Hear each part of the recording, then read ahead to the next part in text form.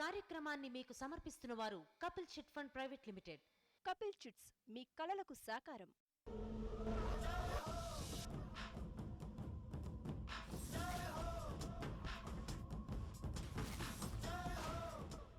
నమస్తే. Kapil chits Jeho success మంత్రాకు స్వాగతం. నేను జ్యోత్స్న. ఈరోజు మనం మాట్లాడుకోబోయే టాపిక్ ఎల్లప్పుడూ ప్రశాంతంగా ఉండడం ఎలా. మన ఈ బిజీ లైఫ్లో ఎన్నో ఆటంకాలు, మరెన్నో టెన్షన్స్. మరి వీటన్నిటి మధ్య మనం ప్రశాంతంగా ఉండగలమా? అలా ఉండడం సాధ్యమేనా? లాంటి విషయాలు మనకు వివరించి చెప్పేందుకున్నారు ప్రముఖ వ్యక్తిత్వ వికాస నిపుణులు ఆకేళ్ల రాఘవేంద్రరావు గారు. నమస్తే సార్. నమస్తే. అదేవిధంగా మనతో పాటు ఎస్ఎల్సి కాలేజ్ స్టూడెంట్స్ కూడా ఉన్నారు. వారికి వెల్కమ్ చెప్దాం. Hi friends. సార్, మనకు ఎన్నో టెన్షన్స్, మరెన్నో ఆటంకాలు, ఎన్నో రెస్పాన్సిబిలిటీస్. మరి వీటన్నిటి మధ్య మనం ఎల్లప్పుడూ ప్రశాంతంగా ఉండడం సాధ్యమేనా? ఎగ్జాక్ట్లీ సాధ్యం అండి.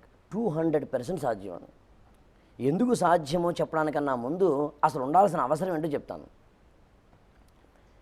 నమ్మినా నమ్మకపోయినా ఒకటి మాత్రం నిజం, మనం ఎంతకాలం బతుకుతాము అనే క్వశ్చన్ వేసుకుంటే చచ్చేంతవరకు బతుకుతాం.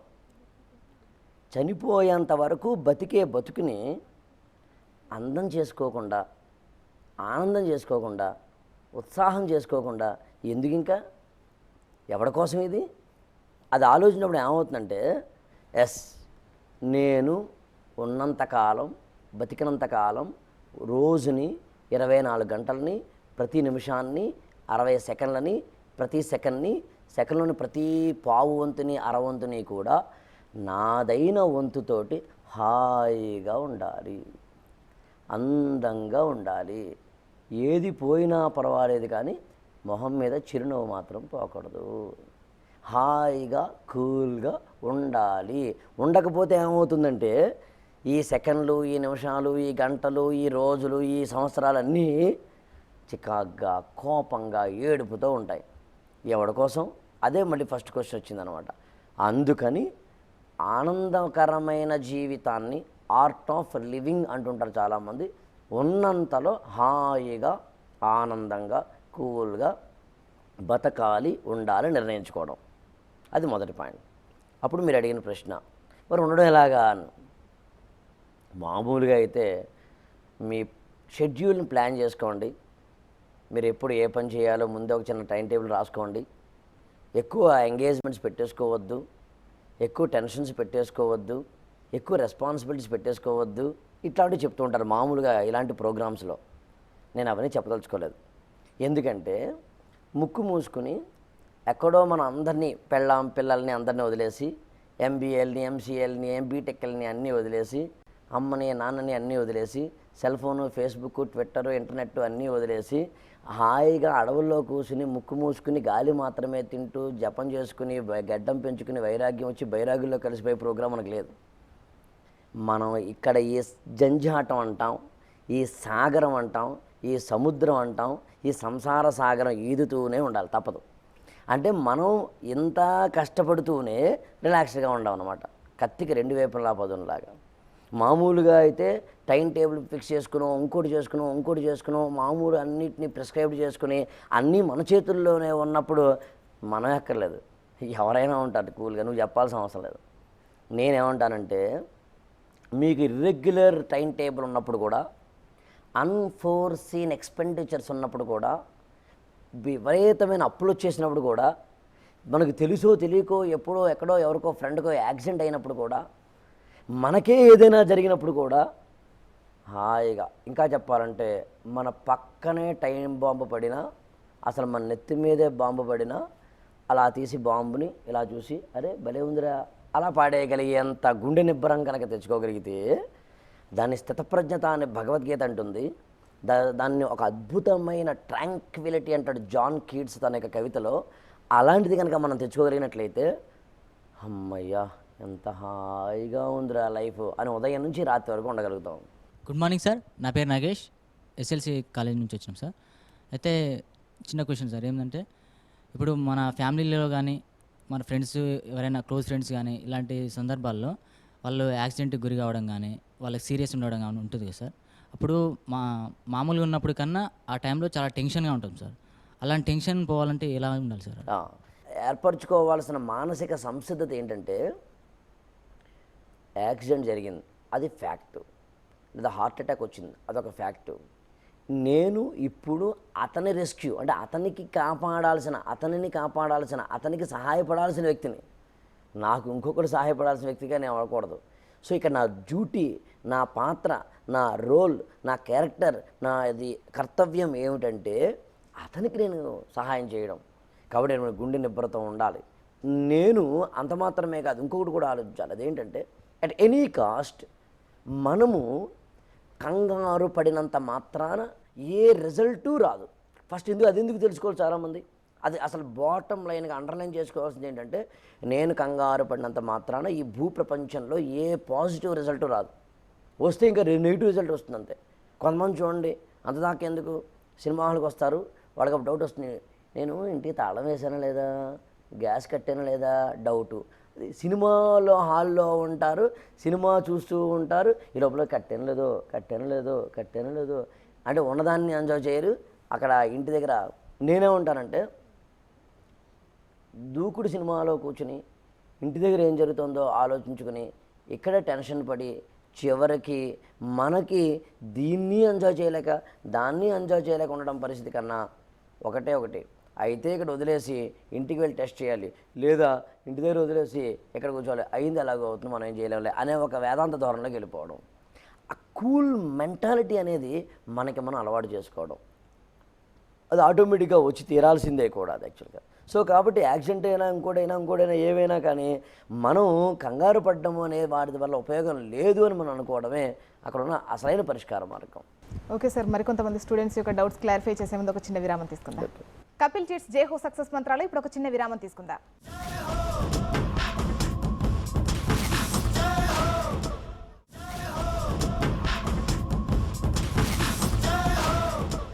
కపిల్ చిట్స్ జై హో సక్సెస్ మంత్రకు తిరిగి స్వాగతం.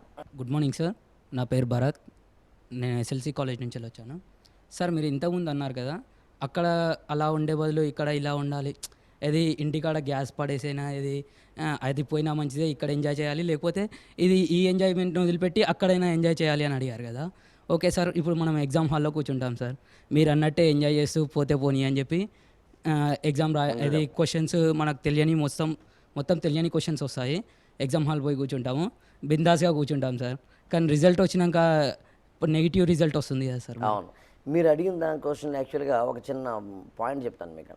బాగా చదవకుండా ఏమాత్రము ప్రిపేర్ అవ్వకుండా రెస్పాన్సిబుల్గా రోజు బిందాస్గా ఉంటూ హాయిగా ఉన్నవాడు ఎగ్జామ్ హాల్లో కూర్చున్నప్పుడు అక్కడ క్వశ్చన్స్ తెలియని రాకపోతే అక్కడ కూడా బిందాస్ కూర్చోవాల్సింది, వేరే మార్గం లేదు. అయితే 1 మినిట్, అయితే ఇక్కడ గమనించాల్సిన విషయం ఏంటంటే మీ క్వశ్చన్ నేను 2 పార్ట్లు చేస్తాను.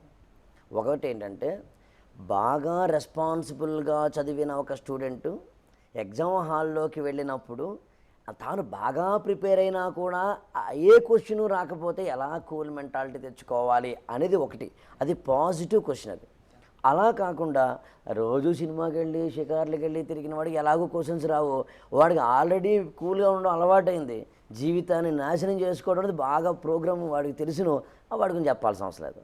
సో మొదటి క్వశ్చన్కి నేను ఆన్సర్ చెప్తా. ఏంటంటే ఎగ్జామ్ హాల్లోకి వెళ్ళినప్పుడు చాలామంది స్టూడెంట్స్ చేసే తప్పు ఏంటంటే మొదటి క్వశ్చన్ చదువుతారు, అర్థం కాదు, Herbert Simon decision making positive fact and value based decisions అనగానే వీళ్ళు టెన్షన్ వస్తుంది, అయ్యో నేను చదవలేదు, ఇది బాబు చదవలేదు, ఎట్లాగేదని. నేనేమంటానంటే ఎగ్జామ్ హాల్లోకి వెళ్ళిన తర్వాత టెన్షన్ పడిన కుర్రవాళ్ళకి, బాగా ఆందోళన చెందిన పిల్లలకి, అంత మాత్రమే కాదు గోల్డ్ కొరికేసుకుని కింద మీద పడిపోయి జుట్టు చేసుకుని కుర్రవాళ్ళకి అక్కడ ఎగ్జామ్ హాల్లో లేదా ఎగ్జామ్ అయిపోయిన తర్వాత వాల్యుయేషన్ చేసేటప్పుడు 10 మార్కులు ఎక్స్ట్రా ఇస్తారు అని అక్కడ రూల్ లేదు, ఉన్న మార్కులు కూడా పోతాయి. కానీ సో కాబట్టి ఈ రూల్ ఉంటే మనం ఎన్నైనా టెన్షన్ పడవచ్చు. ఇకపోతే 2, ఒకటి ఆలోచిద్దాం, ఈ లైఫ్ అసలు ఎవరిది, మీదా నాదా?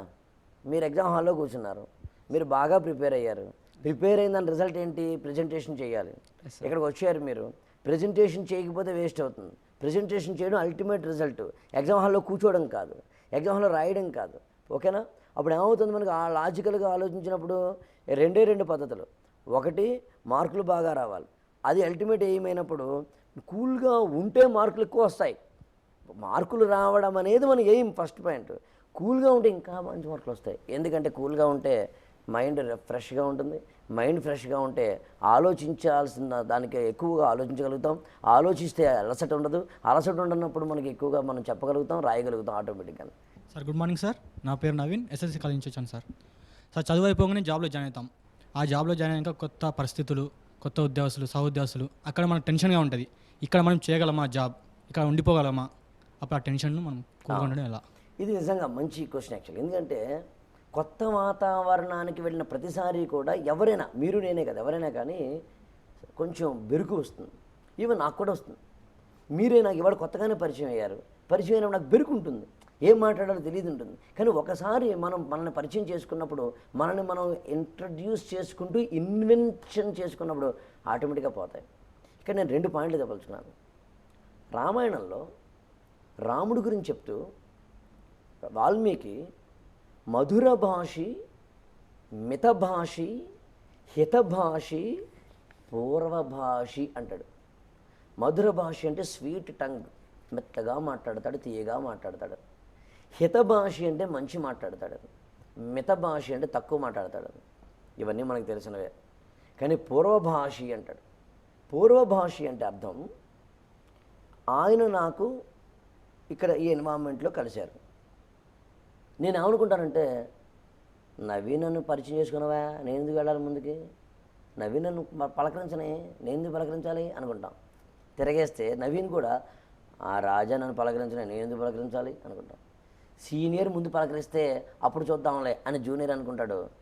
జూనియర్ ఆడికి ఎంత ఎక్కువ నాకెంత ఉండాలబ్బా అని ఈడు అనుకుంటాడు. అవసరమా?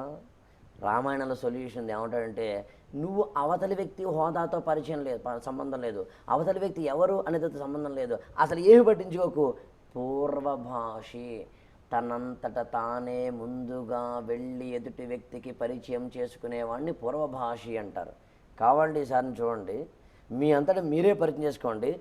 ఎంత కూల్ అవుతుందో మైండ్. కావాలంటే చూడండి, ఫ్రిడ్జ్లో పెట్టినట్టుగా అనిపిస్తుందండి. ఎందుకని అంటే సంకోచాలన్నీ పోయినాయి.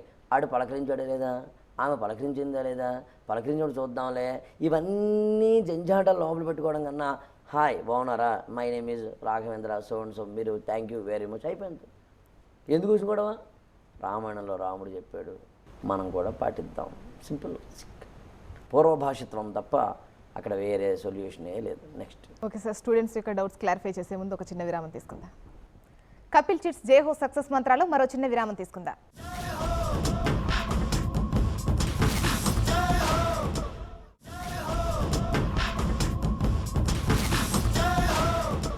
కపిల్ చిట్స్ జేహో సక్సెస్ మంత్రాకు పునఃస్వాగతం. డౌట్ అడిగాను. Good morning sir. నా పేరు Geetha, MBA second year, SLC college నుంచి వచ్చాను. క్లాస్కి కరెక్ట్ టైంగా రీచ్ కావాలని బస్ స్టాప్కి టెన్షన్ వెళ్తూ ఉంటాము. అదే టెన్షన్లో బస్ కూడా మిస్ అవుతాము, మళ్ళీ క్లాస్కి లేట్గా వెళ్తాము. ఈ టెన్షన్ని ఎలా ఇక్కడ 2 పద్ధతులమ్మా, చాలా సింపుల్. ఏంటంటే, ఒకటి ముందుగా ప్లాన్ చేసుకుని అకార్డింగ్ టు ద షెడ్యూల్ వెళ్ళడం. అలా వెళ్ళని ఎప్పుడైనా వచ్చినప్పుడు 10 నిమిషాలు లేట్గా వెళ్దాం, అంతే. 15 మినిట్స్ లేట్గా వెళ్తాం. రోజు లేటుగా వెళ్ళడము అనేది తప్పు, మొదటి పాయింట్.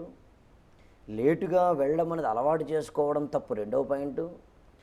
నెగ్లిజెన్స్ వల్ల, అంటే నిర్లక్ష్యం వల్ల, ఇర్రెస్పాన్సిబిలిటీ వల్ల లేటుగా వెళ్ళడం తప్పు, 3వ పాయింట్.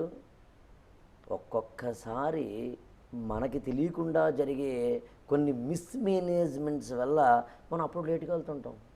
తప్పేం కాదు, దానికోసం కంగారు పడాల్సిన అవసరం లేదు, దానికోసం ఆదుర్దాపడిపోవాల్సిన అవసరం లేదు, టెన్షన్ అంతా పెట్టేసుకుని మైండ్లో అవసరం లేదు. Take it is policy.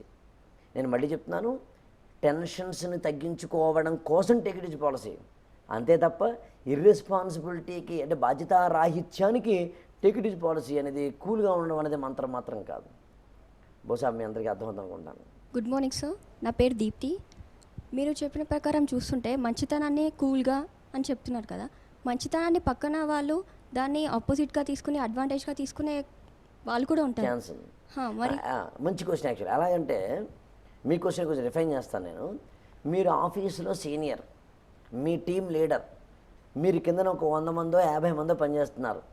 పనిచేస్తున్నప్పుడు చాలా కూల్గా ఉంటే, బాస్ కూల్ అబ్బా, మీరు లేట్గా వచ్చారు, అదే ఒక సబార్డినేట్ లేట్గా వచ్చాడు, 9 o'clock రావాలి, 10ంటికి వచ్చాడు, దాందే ఉంది నాయనా వెళ్ళి కూర్చో అని కూల్గా ఉంటే వర్కౌట్ కాదు.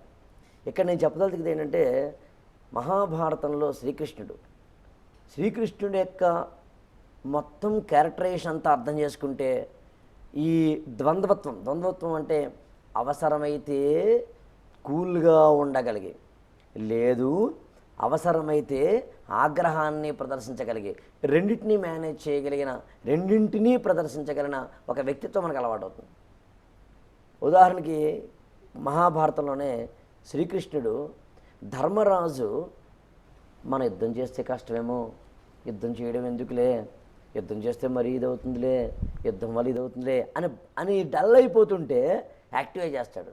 చేసి యుద్ధం చేయకపోతే ఎలా బావా అని, యుద్ధం చేయడం ఎందుకు చేయాలి, ఎలా లాభం, ఏ విధంగా లాభం, అసలు ఆ కౌరవులు అంటే ఎవరు నీకు గుర్తు లేదా, అసలు మీరు 12 ఏళ్ల పాటు అరణ్యవాసం, 1 ఏడాది పాటు అజ్ఞాతవాసం చేయడానికి కారకుల వాళ్ళు కాదా, ఆ రోజున నిండు కొలువులో మీరు మీ మాయా జోదంలో మిమ్మల్ని మోసగించినప్పుడు మీరు ధర్మవంతులు అయ్యుండి మంచివాళ్ళు అయ్యుండి తలకాయ ఉంచుకు వెళ్ళిపోతుంటే అక్కడ వాడు కలకల నవ్వారు గుర్తులేదా, రోషం వచ్చేలా చేస్తాడని. అక్కడ కూల్గా లేడు మరి. కానీ అదే ద్రౌపది నా వల్ల ఎంత అని ఏడుస్తూ ఉంటుంది. అప్పుడు ద్రౌపదిని కూల్గా కంగారు పడకు, ఎందుకు బాధపడతావు, నేను ఉన్నాను కదా, నీకు తెలుసును కదా, ఇంతకుముందు ఎన్నోసార్లు కష్టం వచ్చినప్పుడు ఈ భీముడు కాదా మనం కాపాడింది, ఈ అర్జునుడు కాదా కాపాడింది, ఈ ధర్మనందుడు కాదా కాపాడింది, ఎందుకంత బాధపడతావేంటి, నేను ఉన్నానుగా బంగారు చెల్లి అంటాడు. అదే ఒక ఘట్టంలోనే ఒక చోటనే. What does it mean? ఎవరైనా సబార్డినేట్స్ కనుక మీ కూల్నెస్ అనే దాన్ని, మంచితనాన్ని అమాయకత్వంగా చేతగానితనంగా తీసుకుంటే వరలోంచి కత్తి తీసి దోసండి. ప్రతి చోట మాత్రం కత్తి తీయకండి. అవసరం లేనప్పుడు నల్లి మీద కత్తి తీయాల్సిన అవసరం లేదు, పులి వస్తే తీయాలి. కాబట్టి చూసుకోగలగాలి. అంటే బై నేచర్ మా బాస్ చాలా కూల్ అబ్బా, మా బాస్కి కనుక కోపం వస్తే ఆయన తప్పవద్దు, పక్కడు తప్పవుద్ది అని అనిపించగలిగితే చాలు. అర్థమవుతుంది అనుకుంటాం మీకు. సో కాబట్టి మన నేచర్ ఎప్పుడు కూల్గా ఉండాలి. ఎప్పుడైనా తేడా జరుగుతుందా అప్పుడు నెమ్మదిగా కఠినత్వాన్ని చూపించగలగాలి. అది కూడా ఎప్పుడూ కూడా మీ కోపాన్ని మాటల ద్వారా చూపించకండి, చేతల ద్వారా చూపించకండి. కొంతమంది తిడతారు, వద్దు. కొంతమంది ఏదో నానా కంగాళి చేస్తారు, వద్దని. కత్తితో కాదు కంటి చూపుతో చంపేసినట్టుగా ఒక్క చూపు కనుక మనం అలా, అంటే సాయంత్రం 6:30కి మాత్రమే క్లాసు నుంచి కాలేజీ నుంచి ఇంటికి రావాల్సిన అమ్మాయి 6:30కి కాకుండా 8:30కి వస్తుంటే కనుక, భయపడుతూ లోపలికి వస్తుంటే కనుక తల్లి కానీ తండ్రి కానీ ఒక కోపంతో చూపితే ఆ ఒక్క చూపు చాలు మళ్ళీ ఈ జన్మలో ఆమె తప్పు చేయకూడదు అనిపించేలాగా. ఎన్ని కొట్లాట్లు వస్తేనో, ఎన్ని చేస్తేనో, దెబ్బలాట్లు చేస్తేనో కాదు, ఒక్క కంటి చూపుతో చాలు. అది నేర్చుకోవడం గొప్ప. అప్పుడు మనం కూల్గా ఉంటున్నాం, ప్రోగ్రామ్ అంతా కూల్గా ఉంటుంది. Thank you sir. చివరిగా సక్సెస్ మంత్ర వ్యూయర్స్ కోసం ఆల్వేస్ కూల్గా ఉండడం ఎలా? అది నిత్యం కూల్గా ఉండడానికి 3 సూత్రాలు. 1, మనది చాలా చిన్న జీవితం, ఎప్పుడు వెళ్ళిపోతామో పైకి తెలియదు.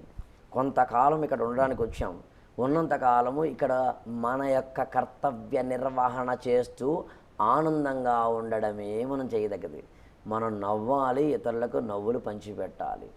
2, ఎప్పుడైనా మనం కంగారు పడినా, కోపపడినా, అదుర్దాపడినా దానివల్ల రిజల్ట్ బ్యాడే తప్ప గుడ్ కాదు. ఇంకెందుకు కంగారు పడితే లాభం ఉంటే చేద్దాం. ఇక 3 చాలా కీలకమైనది ఏంటంటే, మన జీవితం పట్ల మనకి ఒక ఇన్నర్ ట్రావెలింగ్ అంటాం, అంతర్ ప్రయాణం. మనలోకి మనం తొంగి చూసుకుంటూ కనుక ఉన్నట్లయితే మన జీవితానికి సంబంధించిన నిత్యము మనల్ని మనం ఆనందంగా ఉంచుకోవడం అసలైన జీవిత సారము అని ఎప్పుడు మనం అనుకుంటూ ఉన్నట్లయితే కనుక ఆటోమేటిక్గా ఆల్వేస్ కూల్, హాయిగా బిందాస్గా ఉంటాం. Thank you sir. ఎల్లప్పుడూ ప్రశాంతంగా ఉండడం ఎలానో చాలా చక్కగా వివరించి చెప్పారు. అదేవిధంగా మీకు థ్యాంక్ యూ స్టూడెంట్స్. సో చూసారుగా, నిర్లక్ష్యం, మిస్మేనేజ్మెంట్, ఇర్రెస్పాన్సిబిలిటీ ఇవి ఉండడం వల్ల టెన్షన్ అనేది ఖచ్చితంగా ఉంటుంది. అలా కాకుండా సమయపాలన, రెస్పాన్సిబిలిటీతో వ్యవహరించడం, ప్రతిదాన్ని పాజిటివ్ వేలో ఆలోచించడం ద్వారా మనం ప్రశాంతంగా ఉండొచ్చు. ఇది వాళ్ళ కపిల్ చిట్స్ జేహో సక్సెస్ మంత్ర. మరో మంచి టాపిక్తో మళ్ళీ కలుద్దాం. నమస్కారం.